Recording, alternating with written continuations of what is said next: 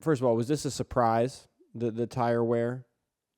No. Well, it was a surprise going into the weekend. Yes. So you had a feeling from practice that this was going to be the case in the race? We had an indication after practice. After 30 laps of practice, the tires were bald. Martin came over to me, Ty came over to me and says, what the hell is going on? Like, this is the weirdest thing. Like, everyone set up their cars to probably be just like they were in the fall or work on them, make them better. And the track was a second slower. It was nuts. I just couldn't believe it. And I'm like, well, maybe it's just that the resin just doesn't have grip, and there's just no grip down there. And that's why we are just so much slower, is that we don't have PJ1 this time. But everyone thought, hey, once we get all the cars out there, get some heat going, we're going to rubber in the track, it's going to get better. And it just never rubbered in. And so... Well, you said on Saturday at qualifying you thought someone peed in the Goodyear rubber mixture. I am more convinced of that now than ever. That I had this... I have this plea to whoever was responsible for the mixture of the Goodyear tires. Don't try to cover it up. Okay, whoever's in charge of Goodyear needs to go and say, okay, we're not firing anyone. We just want to know what happened. Because I believe this could be the biggest teaching moment in the history of NASCAR.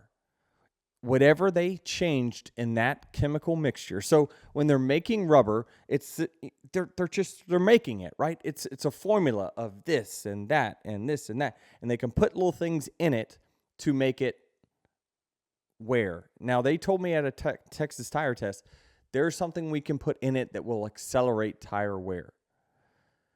Somebody knocked over the bottle into the mixture. But you got to get somebody there to admit, or maybe it was just an accident, I don't know, but we need to find out what was different from that tire in the fall to that tire today. So we didn't run any of the last year's tires, right? Those tires were used up and gone. They made a new batch. Goodyear made a new batch of tires at the beginning of this year for this Bristol race. But when they made this mixture, someone peed in it. And it Are you... Is that a euphemism for something, or are you... They put something in there that they were not supposed to. Or they put too much of something in this mixture that screwed it all up. Okay. Were you confused the whole weekend when I said someone peed in it? I just thought it was something random that you were saying. I'm like, yeah, that's funny, I guess.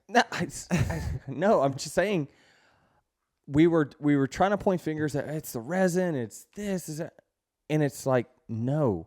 There's something with the mixture of this rubber that is not the same as what they brought before.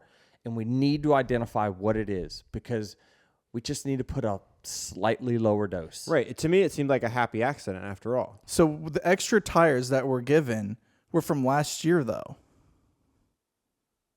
Really?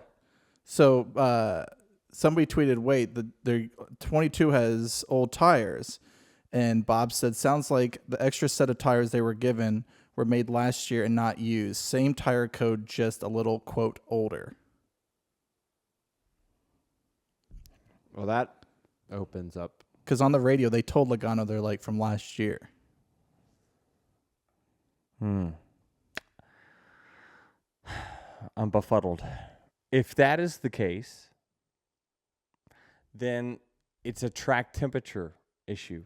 I did see that the outside temperature of the last two Bristol races were 70 degrees because they were all night races. This is the first time us being back at Bristol in the spring in 4 years. So it was cooler. Now, I will tell you this. I mean, we're trying to figure this out on the fly here in the middle of this podcast. You got to try to draw conclusions of, okay, well, that's not it, and that's not it. The thing is that the middle of the track was untreated. It didn't matter if you had PJ1 on it before, resin now. It didn't matter. If you ran the middle of the track, it clearly was worse on tire wear, and that was untreated. So let's throw out, it's not the resin. If what you're saying is true, that the extra set of tires, now, here's the only thing. The 11 car never put on the extra set of tires. There might have been some that put on, but I think there was a lot of the field that had another set of tires left. So were they actually even in use, Travis, is my question.